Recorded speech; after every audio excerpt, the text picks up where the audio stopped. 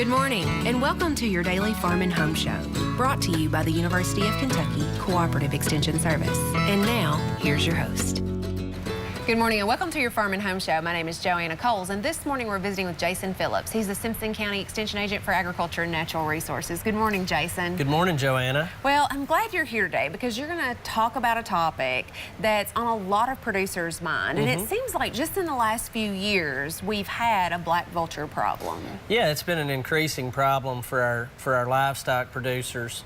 And, you know, specifically around calving time, which we've started, a lot of folks have started spring calving season, so this is something that could potentially be a problem in the near future.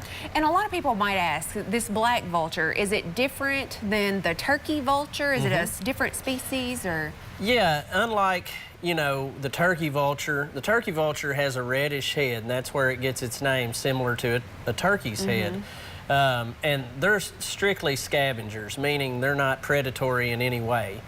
Whereas the black-faced vulture has been known on several occasions to kill newborn livestock, calves, things like that. And so that's obviously why they're a problem. They're hunting, not just scavenging.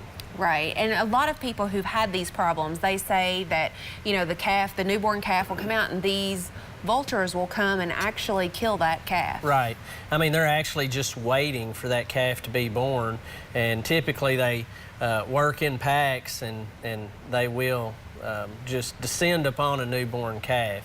And one big problem, too, is once they taste a little blood, you can't hardly get rid of them. Because they'll roost in that area normally. Because they see that as these are smart birds, and they see that as a potential food source. Therefore, they're going to hang out and stick around. So it just gets worse after they have killed one of your calves.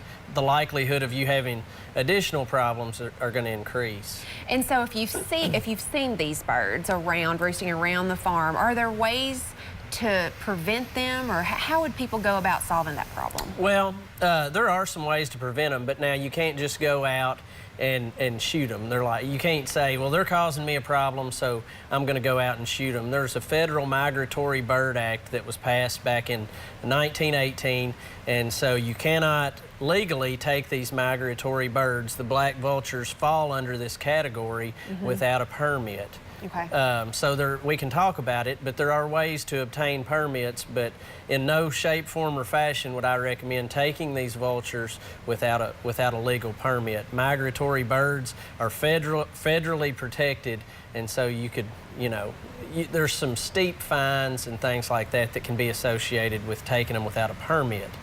And so if you have seen these, though, it might be a good idea to go ahead. I know Farm Bureau has done a lot of work, you know, federally about getting these permits for our farmers. Correct, yeah. So you can get a sub-permit from Farm Bureau, and one permit is good for 5 takes. Or 5 harvests. You can also apply to it's the federal, not the Kentucky Department of Fish and Wildlife, it's U.S. Fish and Wildlife, and it takes longer, and it's probably a more drawn-out process. I would recommend going through Farm Bureau, but you can obtain permits either of these ways. Once you do take a vulture, or if you construct an effigy like this, which is defined as a scare decoy, you would hang this upside down, and this is meant to deter. Like I said, they're really smart, so if they see one of their kind hanging upside down, they associate that with danger. Okay. Therefore, these work well in prevention when used properly. And we have a publication at the university, because you actually built this one, right? We did, correct. We built this one. We have a publication which gives you the schematics to allow you to construct this same exact vulture, and it's not that expensive. Okay, and so you would just hang this in or around where you're calving? Where you're calving, and I would recommend having concise calving seasons because like any wild animal, they're going to get used to this hanging there. So the quicker, you know, the shorter period of time, the more effective it's going to be. So you probably just don't need to leave this hanging all year long. No, they're going to get used to that. Yeah. And that's why another reason I would recommend having a pretty defined calving season.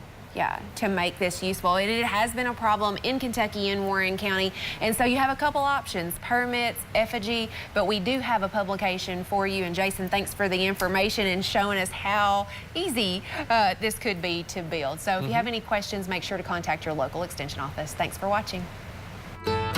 If you have questions about today's topic, please call the Warren County Extension Office at the number on your screen. Thanks for watching and have a great day.